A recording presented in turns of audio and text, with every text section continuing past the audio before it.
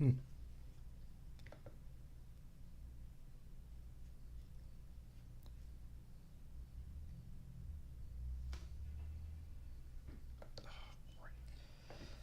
everyone, it is 9 o'clock, and so we're going to go ahead and get this live stream started here, this tier ranking. Welcome to welcome to Horror Movies for Life YouTube channel. And this was kind of an impromptu live stream video that I decided to do. I was going to do a tier list ranking anyway, and rather than schedule it, I decided I'm just going to do it live. So I haven't done a live video for a while. It looks this might be my first one this year, actually. So anyway, with that being said, yeah, we're gonna do a live tier list of horror movies and cliches, I'm sorry, horror movie tropes and cliches. And you can see there's a whole bunch of them here that we're gonna go ahead and rank on this tier list here. Um, so I'll just go through the different tiers first, so we can kind of see. Um,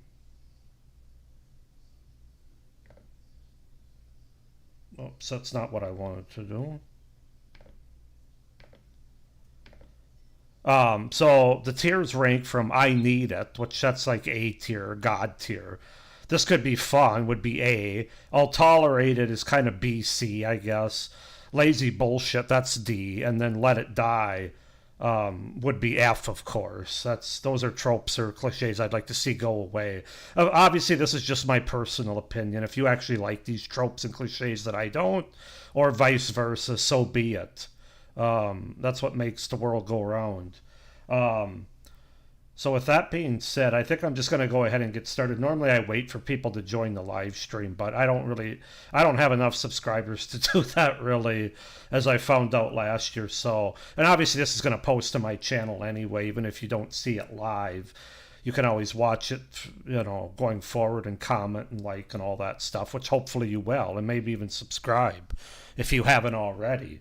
Um, but anyway, I think with that being said, this could take we'll get it done in like 20 to 30 minutes, I think. But yeah, these are the tier rankings rows here that we're gonna take a look at all these. I think I'll just wait one more minute, um, and then I'll probably get started here. I've got my drinks, water, and my Coke. That's what it is tonight for Sunday night. I got an early morning tomorrow, so I can't really hit the hard stuff. Plus, as I get older, it messes up my stomach more. I have a couple of beers and I need 4 Tums, or I might have a whiskey sour, and I need 2 Tums right away. So that kind of sucks. I mean, even trying to drink socially, my stomach just won't have it. I probably just need to pad it better ahead of time with water or milk, and then like some bread or some kind of something to soak it all up with. But anyway, I think we can go ahead and get started with this. That being said, so let's just start with the first one, which is addict recovery here. Um, let's see. I think addict recovery, I'm going to put this in. This could be fun because I think of a movie like the Evil Dead remake. There's lots of other ones too, where yes, you have a character that's recovering, whether it be an addict from, smoking or drinking or drugs or even sex for that matter. They're a recovery, they're in recovery, an addict recovery as um, the recovering addict. That's what I was trying to say. Just had to switch the words around. But I think that can still. I don't think that's over. Been. I don't think it's been overplayed yet. I think that could still be a very interesting trope, and I think it can lead to some horror that you're not always sure if it's actually happening, or depending on what their addiction is. Like if it's drugs or something, they might still be hallucinating, or it might all be in their head as part of their recovery, their withdrawals, if you will. So I don't know. I actually find those kind of interesting, to be honest with you. Um,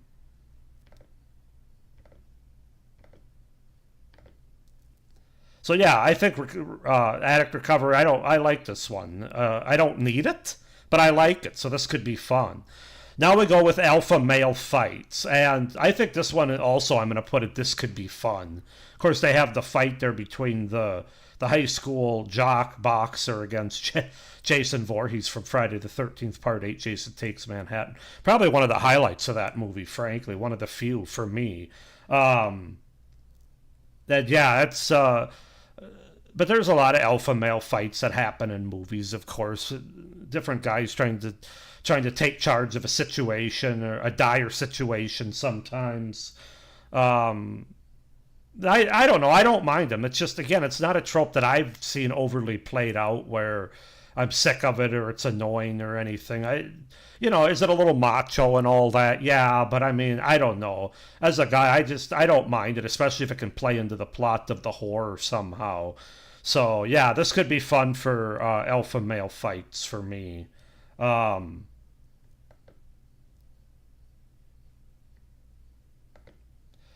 let's see. Now we've got angsty teen, and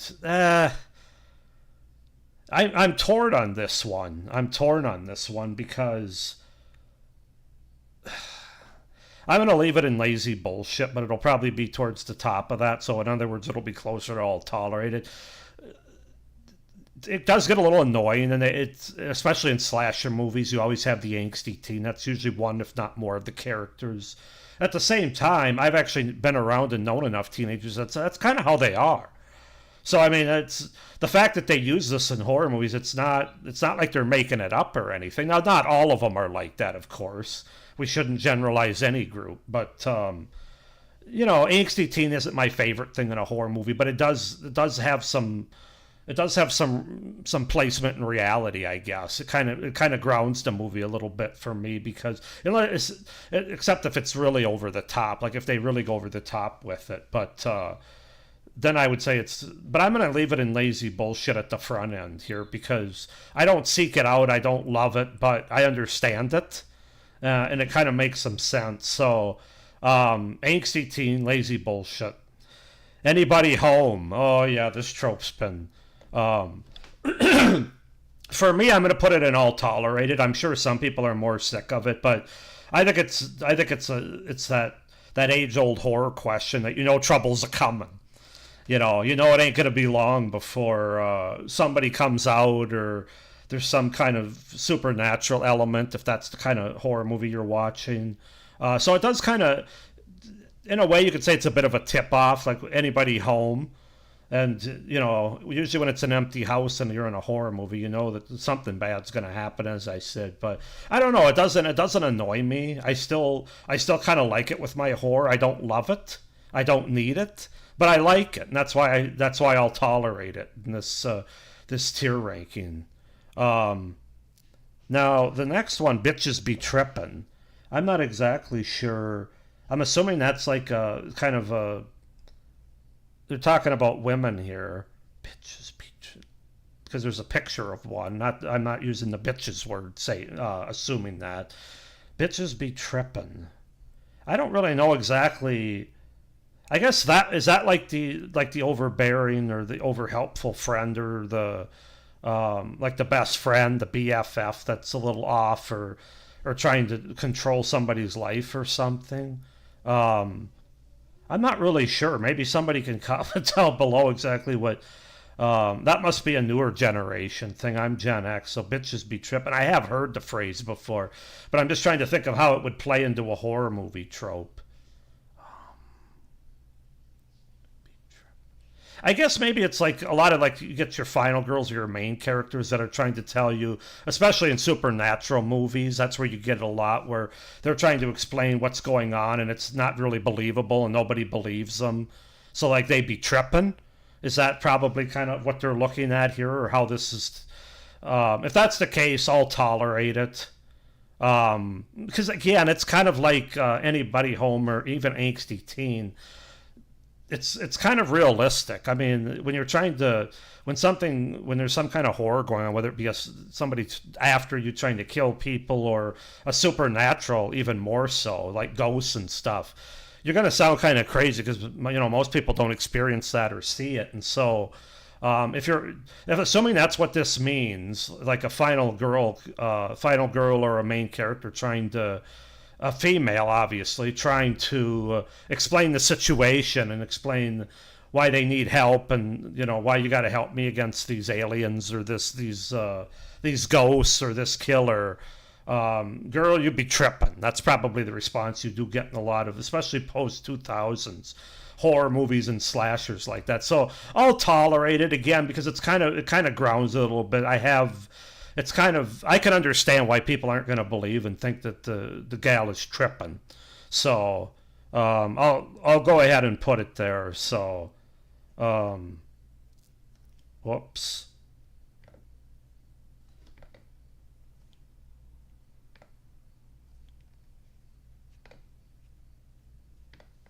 Um, okay, what happened here? I kind of lost my. Sorry about this, guys. Hold on a second. I'm having some technical difficulties. Oh, there we go. Oh, no, there we don't go. Grrr. Okay, now we're back to a. Oh, let me put us in presentation mode, though. All right, now we're back to a vertical base again. So we're five in. The next one we've got is Black Guy Always Dies. And I feel like horror movies have gotten a little better.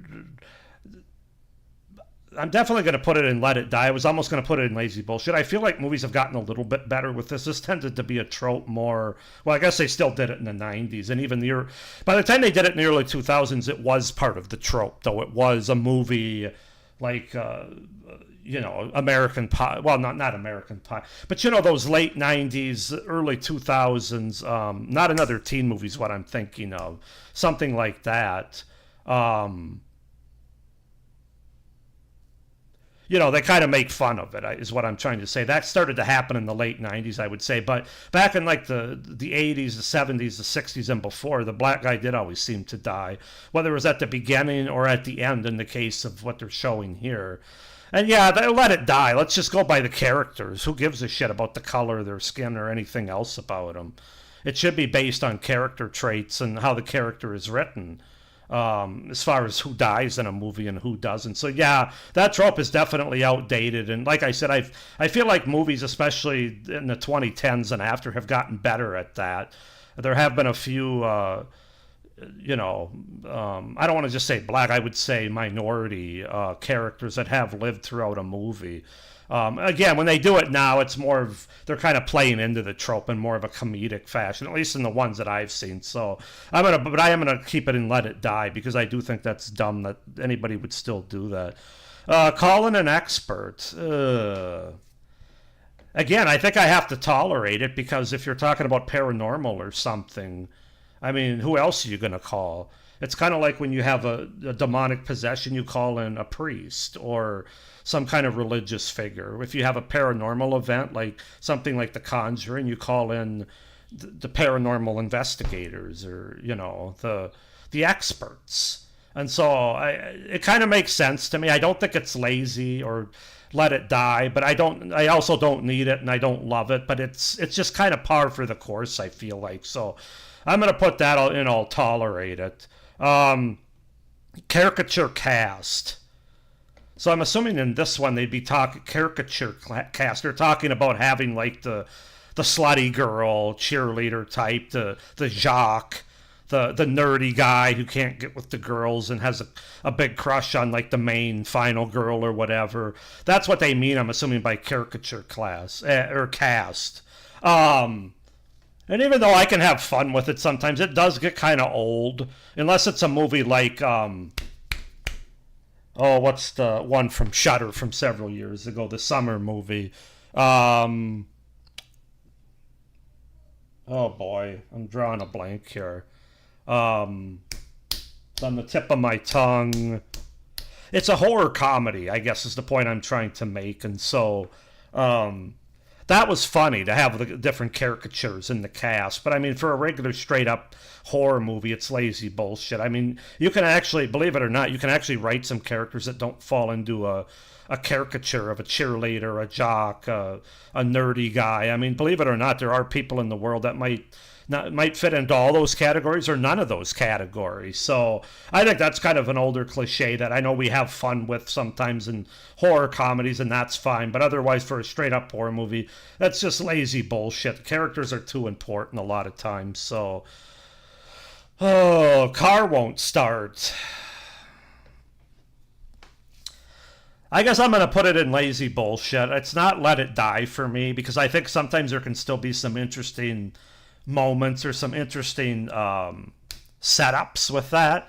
But for the most part, there really isn't. It's somebody trying to get away from an evil house or a house that they escaped from a killer, and they're trying to.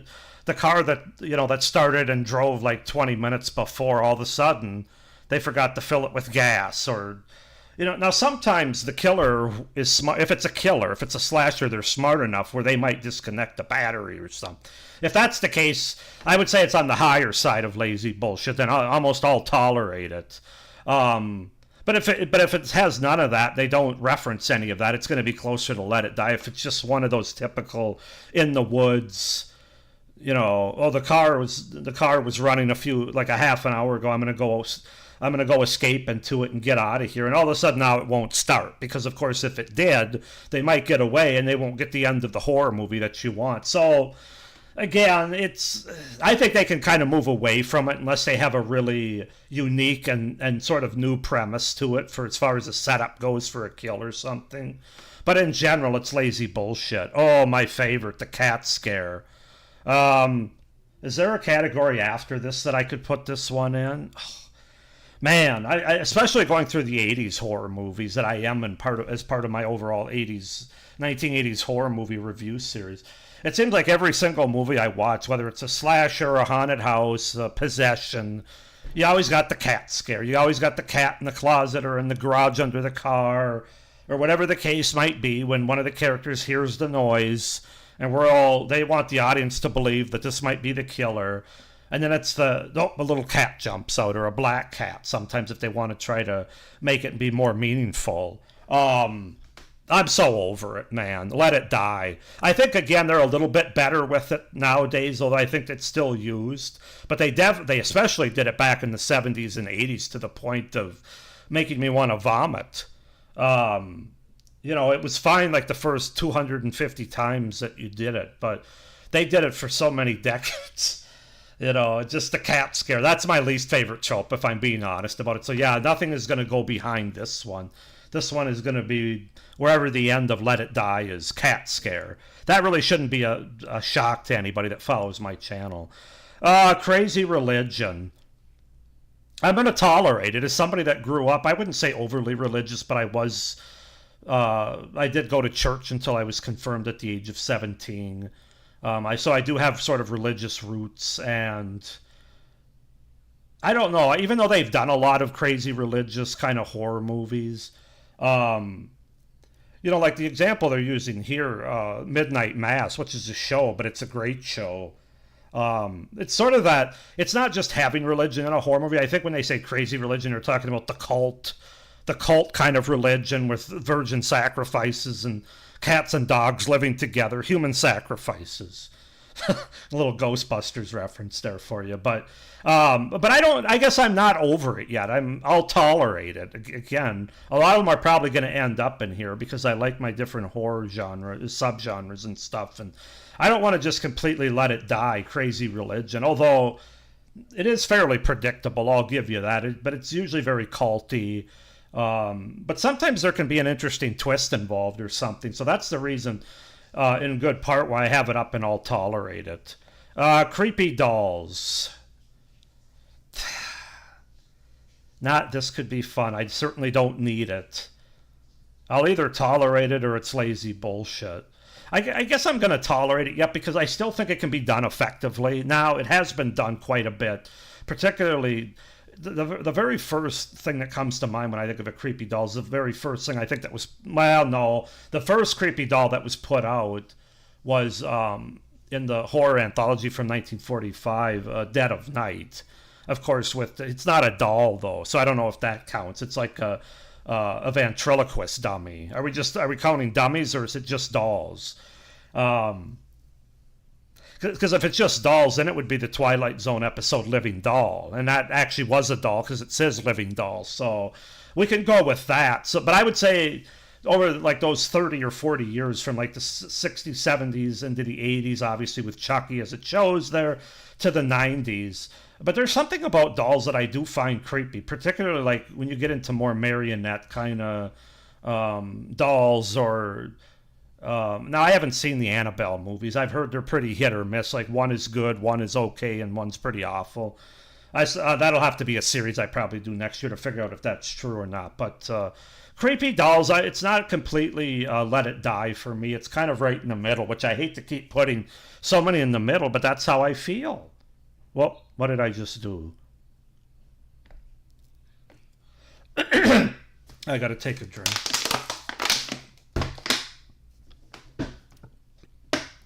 Creepy kids. Or creepy kid. Again, eh, you know what? I'm still gonna put this one. This could be fun. I know there's been hundreds and hundreds of creepy kid movies, but again, like the dolls, I think there's a way to do it that can be effective, so long as the kids that are used in the movie aren't. They're decent at what they're doing and they're well written and well directed, because the kids that are over the top and are trying to act scary and stuff, those don't work. But the kids that kind of get it, they kind of know what's going on and they have some acting chops as well. That's where a creepy kid movie can really, or cliche or trope can really still have some impact, because there's something not only scary but incredibly tragic about a child or a kid being put, like you think of something like Pet Cemetery, for example, Gage.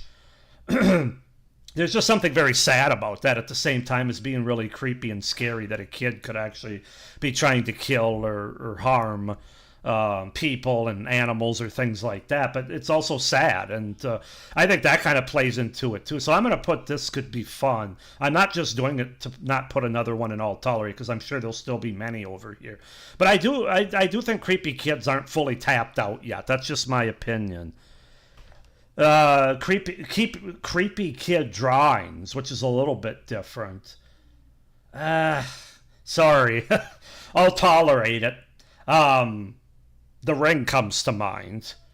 I know there's other movies where that happens, especially in the last 30 years or so, where you always get the pictures that are supposed to be like a sign and stuff.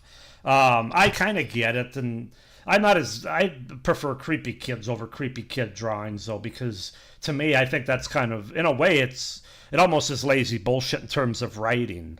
But overall, I'll put it and I'll tolerate it for now. Creepy old fuck. Hmm.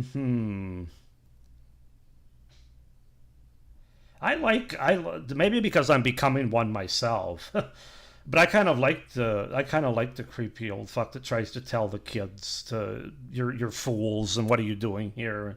You're all doomed, as he says in Friday the 13th parts 1 and 2. So I think, like I said, I kind of like it. I think it's kind of fun. There's a funniness to it. There's an expectation to it, of course. That's why it's a trope and a cliche. But I don't know. That one doesn't bug me. I kind of like the old, especially if it's well written and well acted. It's not just somebody that doesn't know how to act or was given bad dialogue or something, which a lot of them are, unfortunately. But this could be fun. Creepy town. I need it, especially if it's a creepy town. The fact they said town and not city makes me think these are like those East Coast, Midwest, middle of nowhere, far from big civilization. That's what I love and need in my horror movies, frankly. Something like Salem's Lot, or there's so many I could go through. Stephen King's the master of those northeastern Atlantic coast towns, and there's a creepiness to them. There's an isolation to them. That's one of the perfect setups for horror, in my opinion, for good horror. So that's the first one that's going to go into I Need It. Cursed Object. Lazy bullshit. I mean, That's another one where the Conjuring franchise has so many cursed objects, not just Annabelle, but all kinds of things. And then obviously Hellraiser is what they're picturing here. I didn't mind it in Hellraiser, but that was 40 years ago, and it's been done too much now. So that's getting to be kind of lazy writing. Oh, let's take this inanimate object and put a curse on it, and have that be like the driving force of the horror movie. Let's do it with characters, should we, or atmosphere, or music. I mean, there's so many different ways to go there than just throwing a cursed object at the screen. Dark Basement. This could still be fun for me. I somebody that grew up and had I don't know if they were nightmares, but dreams when I was a kid of the basement of our bi-level house that I lived at. My parents still live in now. A bi-level house isn't like an old fruit cellar kind of basement, but I had dreams about like being at the top of the stairs because my bedroom was upstairs. And downstairs it was always dark, and in my dreams it was pitch black, and I couldn't even see the steps going down. And of course it was a dream, so you knew there was going to be some kind of spook there, something to scare you and wake you up. But there's still something about Dark Basement to me that still works in the horror world, I think. I know, again, hundreds, if not thousands, of movies where a character is going down into a basement. The original Psycho is one of my favorite when it comes to that. They don't say fruit cellar, though. They say dark basement. So that's why I can use that story of the house I grew up in. Because it's not a fruit cellar, it's a basement. And basements can be dark and creepy and have bad footing or bad build structure, whatever you want to say. And there's always, I think most kids can relate to just that dark basement. Is you don't want to be down there for very long, especially without a light on. So this could be fun, yet I'm not going to put it in I need it because I want to see some more uniqueness out of it. But Double Tap, I'm going to tolerate this one. Now, I've really only seen Zombieland Double Tap as far as I know what they're talking about. This is the cliche where you don't just shoot the monster or the killer once. Like they did back in the day. You make sure, Scream in '96 kind of started this. Uh, you make sure they're dead by putting a couple of caps in them or stabbing them more than once or not dropping the knife right next to them. It's that double tap. It's getting them twice to make sure they're really dead.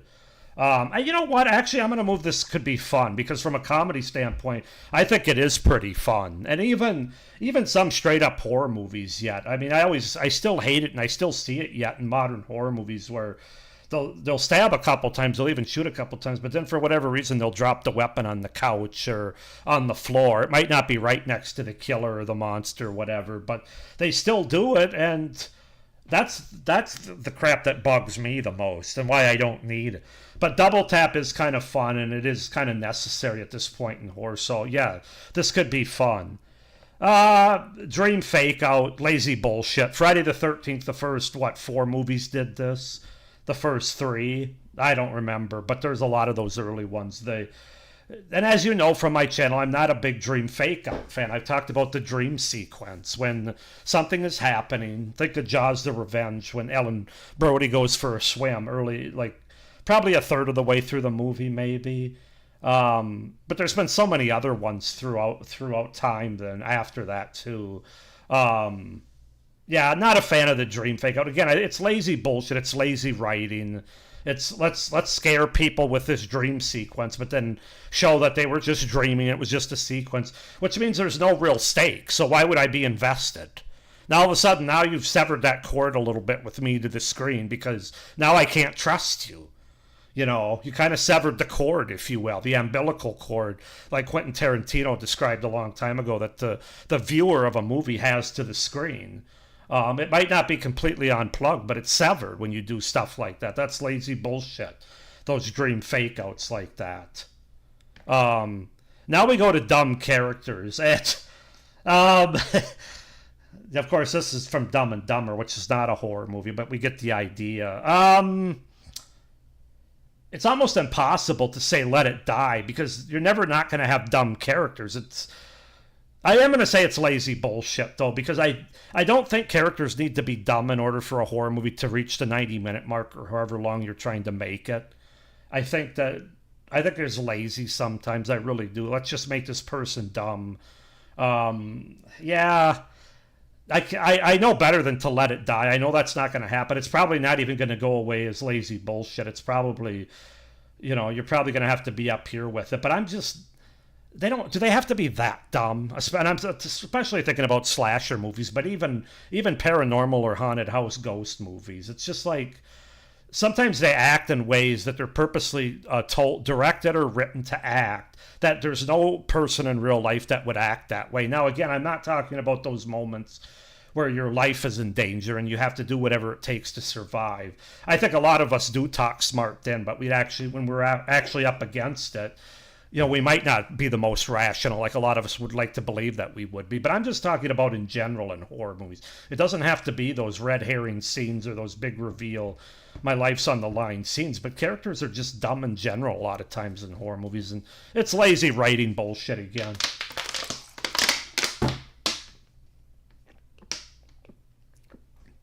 Shit, I better pick up the pace a little. We're 30 minutes in. Dying flashlight. I'm going to put that in the same as lazy bullshit, because I understand flashlights run on batteries unless they're chargeable and they're plugged into a wall, but then you still have batteries or some sort of source.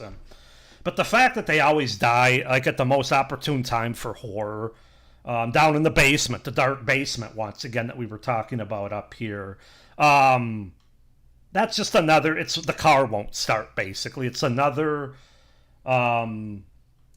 trope that, again, they're trying to use it as sort of a setup to a horror scare that's coming up. Oh, the flashlight's out, and nowadays, especially in modern horror movies, if they do the whole, they try to tap it a few times and it comes on, and that Darth Maul from this Insidious universe is going to be standing right behind them, or a monster or something like that, the killer, if it's a slasher movie. So the dying flashlight trope, yeah, that's lazy bullshit once again. It's kind of like I said, it's the car won't start, basically, a little bit more modern.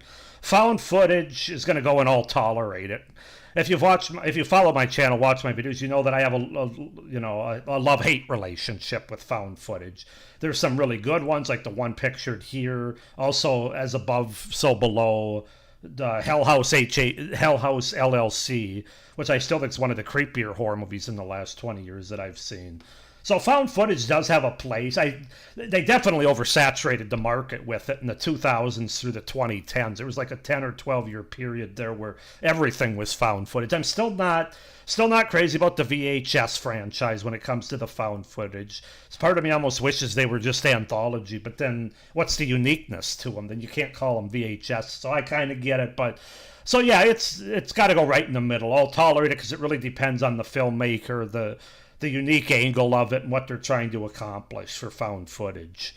Hiding under the bed. I know it's as old as the crucifixion, but I'll tolerate it. I'm such a pusher. I think it's because too I had those dreams too when I was a kid, and back when I grew up, at least, I don't know how it is nowadays for kids, but there is something about under your bed. I think it's because most kids like myself and my son, I can say this too, he's 9 years old, there's all kinds of crap under his bed, and there's kind of like all that junk made like an imaginary junk creature or something, or monster, like there's a monster hiding under there and all that junk. Just that whole idea that a kid has at night when it's dark in his room. I think there's still something to it, so I don't hate that trope. I'll tolerate it, but if it's overdone or done in a generic bad way, then obviously that's why I can't put it any higher than this. Oh, I dropped the keys. Let me ask you something. Would you drop the keys if you weren't in a horror movie? My guess is probably not. I'm not saying it would never happen. I've dropped my keys, and to the best of my knowledge, I haven't been in a horror movie yet, but it's just a cliche that they need to let it die, because it always happens at a time where somebody's trying to get out of the house or get somewhere, get in the car, and the keys fall out of their pocket, go underneath the car, so now they have to reach it's just, it's bad writing, but it's a let it die trope for me.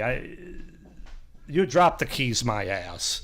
basically is what I'm saying on that one. So let's stop with the dropping of the keys again. There's other ways besides dropping the keys and the car won't start in the dying flashlight to set up scares for people. Use a little creativity out there. I dropped the weapon. This is another one that's going to go right next to I dropped the keys, because I'm sorry, but in real life, if somebody came to my house and decided they were going to try to kill me, first of all, good luck to them, because I'm pretty well, I'm not going to get into that, but it wouldn't be as easy as they think. But anyway, the final girls, the protagonists in general, not final girl, the protagonists in general, you always see them with a weapon that a lot of times, like half the time, they don't want to touch or they don't want to pick up because it's beneath them or something. They've never shot one before. They've never used one if it's a butcher knife. So you have that trope of it. But then, they shoot, kind of like when I was talking about with double tap, they shoot it once or twice and they drop it. They sometimes even drop it right next to the killer on his lap, basically saying, "Here, if you're not dead, have this." And that just needs to die. I kind of went away from my point. If somebody attacked me here and I had to take them down, I'm not going to drop the weapon right next to him. I'm not going to drop the weapon, period. I'm going to go to my phone. I'm going to call 911, and I'm going to go outside with my weapon in hand so that it's not, or at least put it back in like a safe or something so if the person that wakes up, now in real life, typically when somebody's shot in the chest or the head, they don't wake up. That's a horror movie thing. But I dropped the weapon. Let it die, man. Let it die. I'll be right back. I'm going to put in, I'll tolerate it. It's kind of like hiding under the bed or double tap. Anybody home, it actually is a better one. It's kind of a fun one, and it was made fun by the movie that it's advertising right here, Scream. Randy says it. Don't say you'll be right back, because you won't be. And he's so right when it comes to horror movies. But I think because of the humorous side of that, I'm going to put it in I'll tolerate it. Again, it's as old as time. They were doing that back in the 60s. I'll be right back. And then, of course, they don't come back. There's a big loud noise in the next room and a coroner pulling somebody out or something like that. So I'll tolerate it. Incompetent cops. This is going to go in lazy bullshit. The reason I can't put it in Let It Die is, again, like some of these other ones, dumb characters. Basically, I'm not used to talking so long. Well, I really got to pick it up. Basically, it just kind of gets old and annoying when the cops of every small town, and I kind of get it. My point was I can't put it in Let It Die because from a cop standpoint, they're not going to believe everything that's thrown at you, especially if they happen to be in a supernatural or ghost kind of movie. Now, if it's a killer on the loose, then they're going to believe you a little bit more to a point. Unless the killer sort of set you up to make you look guilty or something, which I actually don't mind. I actually like more of those, if you want to include that in incompetent cops. But in general, I'm kind of tired of the old Halloween 5 comes to the old clown music with those two kindergarten cops or whatever they are. And that's the movie that comes to mind right away. But there's hundreds of movies that I've seen where the cops are just incompetent, or it makes you wonder how they ever got a badge, like they stole it or something. Inconsistent strength. I think, the word inconsistent is going to drop it to I'll tolerate it, because if they just had like super strength or something, well, that's fun in a horror movie, because if you want to see if anything could stop the person or the ghost or the entity, whatever it is. But inconsistent strength, where somebody has strength at one point, even a protagonist, and all of a sudden then they don't have strength and they can be smacked around a room or something. Yeah, that's pretty I'll tolerate it, just because I can't think of a lot of examples. And I kind of, again, it's one of those things they have to be unique with and how they do it. Indian Burial Ground, I'm going to put that one in lazy bullshit. I gotta move it along. I can't keep talking for 10 minutes on each of these. But we all know Indian Burial Grounds have been done in horror shows and movies for 50 years now. And, it's usually a haunted house or something, or like Poltergeist. I think that was a graveyard, actually, that was built on. But the old Indian Burial Ground, Movies have fun with it sometimes, the horror comedies, but as far as a horror movie goes, it's pretty lazy bullshit. That's lazy writing once again. Internet exposition, or yeah, internet exposition. You know what? I don't watch enough modern horror movies where that's really been a thing. I know what they're talking about, and I would say yes, that's lazy bullshit again, because instead of what you're doing is you're trying to explain to the audience what's happening in a sort of modern technical way with the internet now. And that's bullshit, man. I mean, you got to be able to deliver your exposition to the audience through character interactions and things in a unique way, not by having it written in a notebook or internet exposition, which means it's written on the internet somehow. So, no, that's lazy. It's all in your head. Um, I'll tolerate this one because sometimes it is all in their head and sometimes it isn't, and that's what makes it fun when trying to figure out where a movie's going to go. So, um, the reason I won't put it higher than this is because it's kind of the saying it's all in your head. It kind of goes back to "I'll be right back" or "Anybody home." It's more the words that are actually being spoken. It's all in your head when somebody's crazy, of course. It's not like I said. What I like about it is sometimes it is and sometimes it isn't, and that's part of the fun of a horror movie ride that you go on, sort of. So I'm gonna tolerate it. It was all a dream. Isn't this the dream sequence? Wait a minute, where is the dream sequence? Did I accidentally move that up? Or did I drop the weapon? It was all a dream. Yeah, that dream fake out, that's got to be at the bottom. Let it die. Um, it was all a dream. I guess they're talking about a whole movie?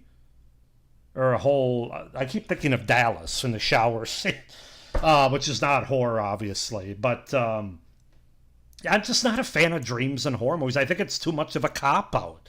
I think it's too easy for producers and directors to try to um, use scares without having any consequences or any stakes for them. So yeah, let the dream crap die. Jock bullies.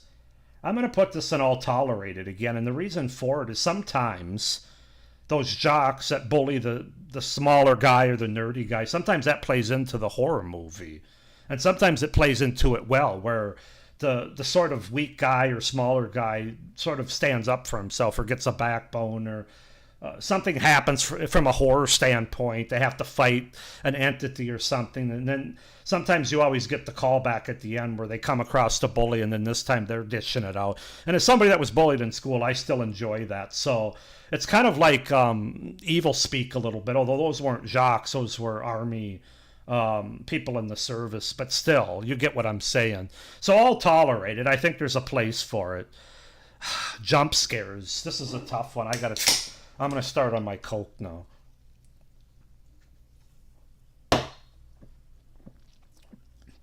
Oh man. Um, you know what? I hate to do this, but I'm gonna put jump scares and I'll tolerate it too. And maybe I'm too easy, but the key here is it doesn't say cheap jump scares. If it said cheap jump scares, this would be down here. But some jump scares can actually be effective if they're done right. They really can be. And I think that's where haunted house movies and sort of like those big creepy gothic mansions and stuff like that, that's where they can kind of make their claim to fame a little bit. But it's the jump scares going back to the cat jumping out, or the fake jump scares, like, it's not just the cat, but like something falls in the closet, a cane or something, or golf clubs. So that's why it's going to be right in the middle. I know I've done that with a lot of these, but Just Die Already. Nah. You know what? I'm going to have to put that one here too, because I have fun with Just Die Already, because a lot of horror movies, whether you're talking about your Michael Myers, your Freddy Kruegers, your Jason Voorhees, you don't really want them to die for good. In the movie, yes, but I have fun with the Just Die Already. I think of I Still Know What You Did Last Summer, the end of that movie when Julie James has a gun and basically the hook man, I forget his name, Ben Willis, is coming at her, and she starts shooting him. And with each shot, she's saying, "Just fucking die." She shoots him about 6 times, and then he falls into the grave and appears to really be dead, from what I know. So there's I can't say that I hate it. Or is it kind of lazy? Yeah, probably. But I think it really plays into like the supernatural slashers and some of the other supernatural entities or things. So I think where it gets bad is where you have like John Doe or something that seems to be able to take 18 bullets. And we know he's just a man, or if it's just a woman that doesn't have any supernatural ability. That's when this is closer to lazy bullshit, or even Let It Die. But it's going to be an all tolerated. Just keep running. I'm trying to think where this trope. Yeah, I'm not going to say this could be fun. I guess it's another I'll tolerate it. Because a lot of times I'm telling characters to run. So the fact that it's just keep running. Yes, just keep running. Don't stop. A lot of times, I wonder if that's a trope we're still going to get. They'll stop. It's kind of like when people stop in the middle of a grocery store aisle with their cart, blocking everybody else in. But yeah, just keep running. So in a horror movie, I actually appreciate when characters do that. Let's split up. This is lazy bullshit. It's one of those things you kind of have fun with. It came from the old Scooby-Doo TV show from the late 60s and early 70s, when it was always Shaggy and Scooby splitting up from Fred, Velma, and Daphne. Let's split up, gang, Fred would say. We kind of know that that's a trope within the movie, even if it's like a movie playing it straight. When one of the characters says, "Let's split up," it's kind of always a wink, wink at the audience now. But it is lazy bullshit. I think it's been done to death. I think it's one of those things that kind of teeters on Let It Die. Library exposition. This one I'm going to tolerate a little bit more from an exposition standpoint, because I don't know if I'd go as far as to say this could be fun. I just think I'm going to tolerate it because it would make more sense to be able to learn exposition through research by going to a library with books that have been written by reporters, or about certain towns or past traumas or experiences that other people have experienced. It would make sense when a character goes to the library and is able to pull like a newspaper article or a book off the shelf or something. That does provide some exposition, but it's done in a way that's not overly cheap or lazy. So yes, I'll tolerate that. Love blooms. I guess it depends. I have to put it here as well because, like The Fly, this movie, it really bloomed well, and it really plays into the overall movie, which is great.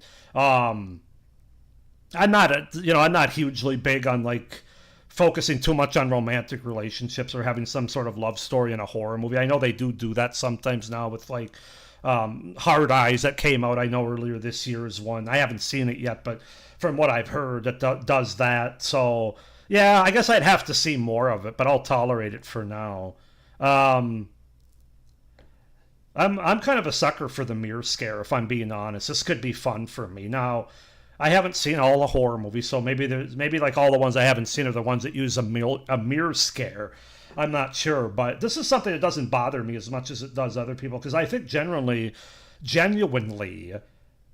looking in a mirror where like it shows the hole behind you of the bathroom usually, or the bedroom, or the hallway, or whatever it is, that can open the door for a lot of stuff in the background. It doesn't necessarily have to be a jump scare, or even a jump scare like within the mirror. Sometimes when we're looking for our reflection, if it's a vampire movie, you don't see it.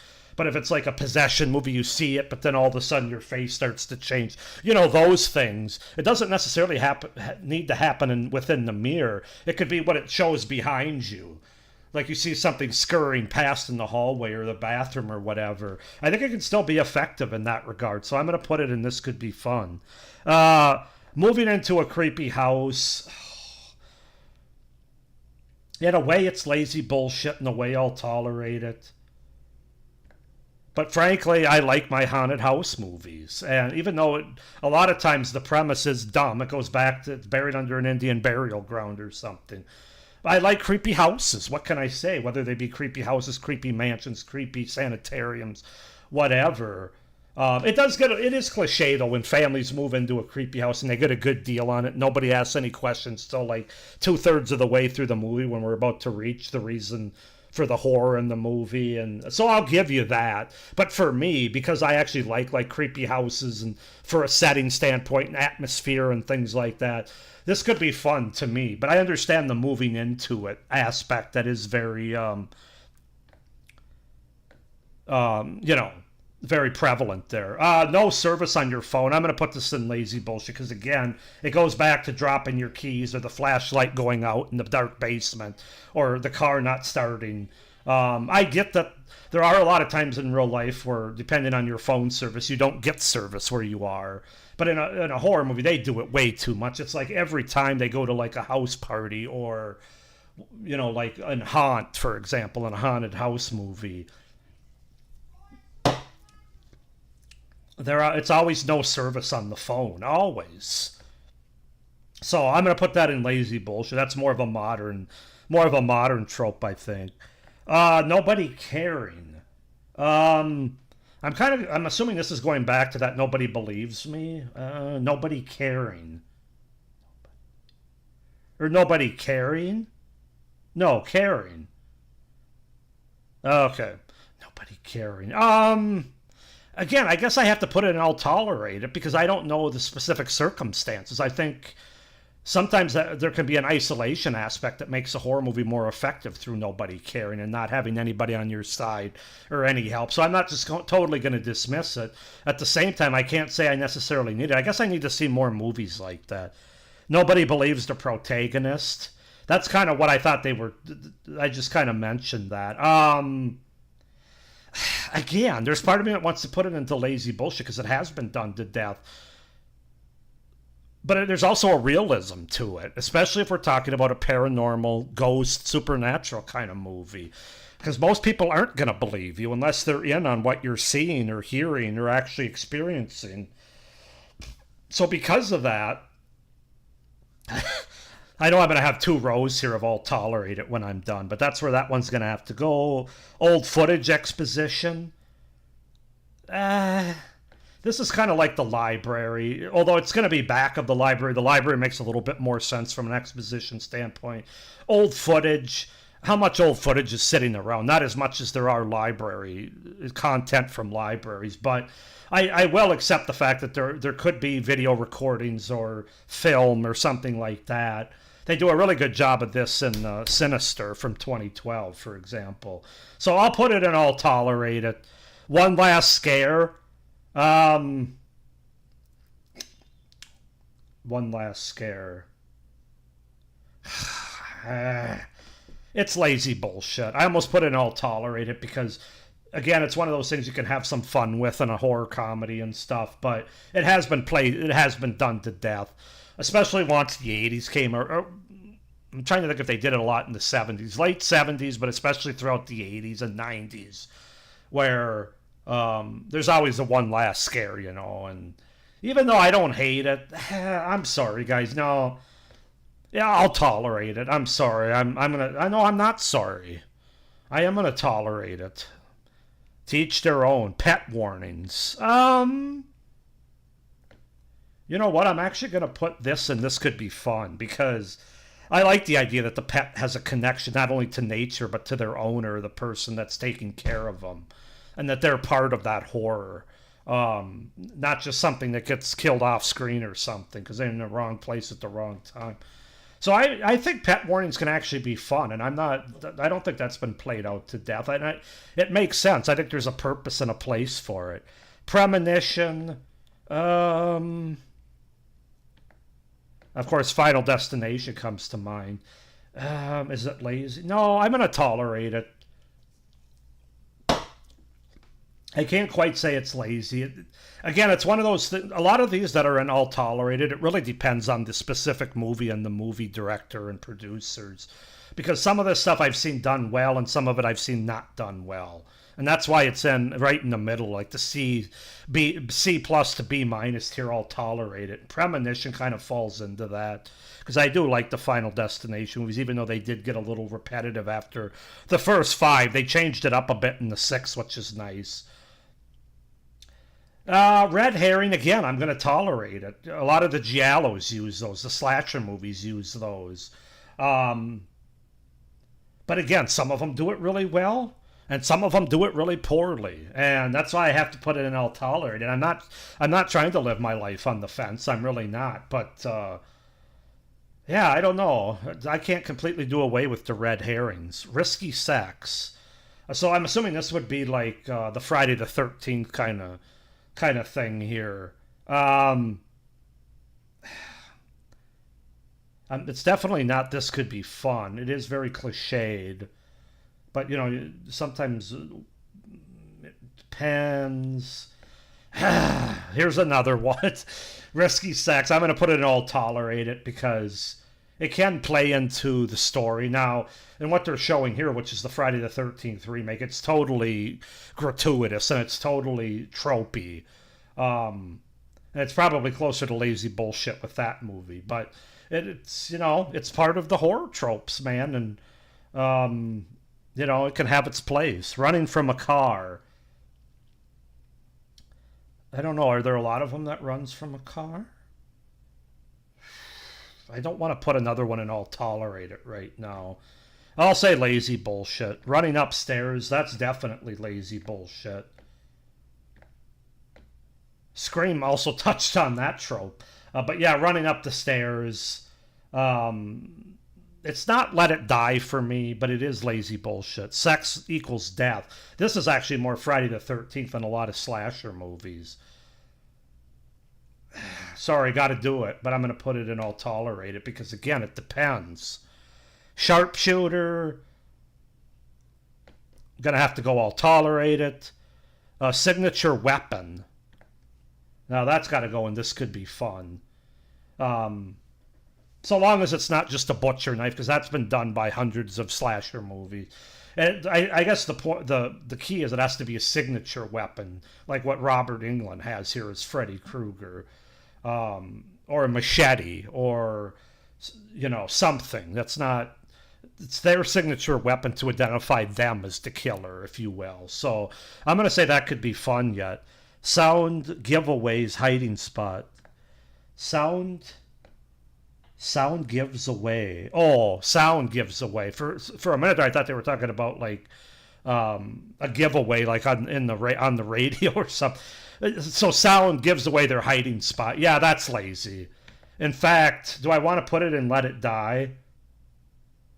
I think I almost do, because this again is another one of those things that go back probably 100 years in movies, where somebody's hiding in a closet, and the only way the bad guy or the supernatural element's going to, well, more so the bad guy in a slasher movie or like a crime movie, the only way they're going to know where you are is if you make noise. And of course, 90% of the time, something falls in the closet that you're hiding in, or you bump into something, or you got to sneeze, or you got to cough. Yeah, let it die. Survivor exposition. So when they say survivor, they're talking about usually whether it be the final girl or the main character. I'll tolerate it because sometimes in movies I'm not smart enough to know everything that happened, and so I don't mind having a little exposition explained by the person that had to live through it all. And I think that's the key to why I'll tolerate it, because it's not just some random Joe Blow. TNA, oh, come on. That's got to go up and I need it. No, this could be fun. Let's have fun with it, man. I mean, it could be A for guys too. I know that there's probably women out there that still think that they don't want to be used as an object, and I get that, but I just feel like TNA, I'm thinking specifically about slasher movies, and yes, sometimes it's gratuitous and unnecessary. See Slumber Party Massacre and a bunch of other ones, but it adds a fun element. And really what it does for the movie makers back in the 70s and 80s, the reason they did it is because it adds butts in the seats. So TNA, this could be fun. What can I say? I'm a straight heterosexual man. This is the final girl. This could definitely be fun. There's been some really strong final girls, and that's one of my favorite things in horror, to be honest. So I almost want to put it in I need it. I only have one thing in there, which is hard to believe, the creepy town. You know what? I'm going to put the final girl there too. I really do like the final girl. I know it's a trope, but some of them are done so well. As long as they're written well and performed well, like a lot, like these three here do with their movies, then yep, I need it. I need the final girl. The killer teleports. That sounds like some lazy bullshit. I'm trying to think of movies though. The killer teleports. Are they referring to the fact that the killer shows up at one place where they clearly were just like they were in a house with somebody, and then the person goes out in their car, and all of a sudden they pop up in the back seat? Are they talking about that, like the killer teleports, or the killer actually like gets on the is it like the Star Trek ship and teleports? It's lazy bullshit if it's what I think it is, which is the killer manages to show up at a place that it would be physically impossible for him to do. So lazy bullshit. Trauma reignited. No, this one, at the very least, whoops. Sorry about that, guys. I got butterfingers. Trauma reignited, at the very least, I'll tolerate it. I won't say this could be fun, because then you're enjoying somebody's trauma being brought up again. Although I will say a lot of times they almost need that to happen, or not need it to happen, but it helps them in the long run. A lot of us have trauma, let's face it. And I don't think horror movies are necessarily exploiting that. I think it's just part of life, especially in 2025. So trauma reignited, I think that can play well into a horror script, into a horror setup, as long as it's done well. So I'm going to keep it in all tolerated. Based on a true story. This would be things like the Texas Chainsaw Massacre. A lot of times you know that it isn't, like the Texas Chainsaw Massacre. That's why I'm going to put it in all tolerated and not above that. Now, if it actually is based on a true story, like a serial killer movie, a lot of times those are made for TV. But, something like that, then it has kind of a different meaning. But either way, I mean, I'm not against it or for it, I guess is what I'm trying to say with it. Turn on a light. This kind of goes back to the dying flashlight or the dark basement trope. Turn on a light where it's dark in a room. You turn on a light. Either somebody or something is going to be behind that person, or they're going to think they're being really smart and not show that at first, thinking you expect that, but then it's actually it's kind of like that old cliche, like when somebody opens the door because they heard noise on the outside, there's nobody there, but then when they go to close it, the person's on the other side, if you know what I mean. So turn on the light. It's a trope for sure, and yeah, we all know what's coming there, but I'm still going to tolerate it because it has its place in horror. Oh, here's another one I've got to have. Twist ending. This is going up into I need it. I love the twist ending. It's one of my favorite things about, especially different subgenres of horror movies like slashers or giallos, crime thrillers, things like that. I'm a big twist ending sucker. So that's going to go at the top. Unoriginal demons. Unoriginal. So I'm assuming they're talking about like the copycats of The Exorcist here. Yeah, that's lazy bullshit. If you're going to do demons like that, you've got to be more creative and unique, especially nowadays. Useless husband and parents. Yeah, that's some lazy bullshit there too. And that's one of those things that kind of gets on my nerves, especially when you're married to somebody. What's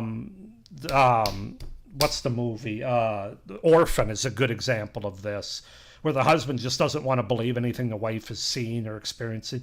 I get it with cops, somebody that doesn't live with the person and kind of knows their psyche.